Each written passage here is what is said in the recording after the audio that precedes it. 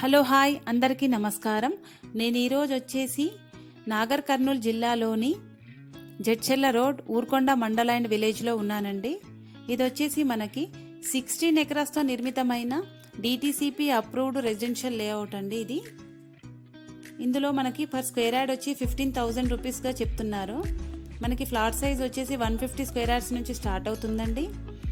మనకి 100% వాస్తుతో నిర్మితమైన east west north flats అవైలబుల్గా ఉన్నాయండి.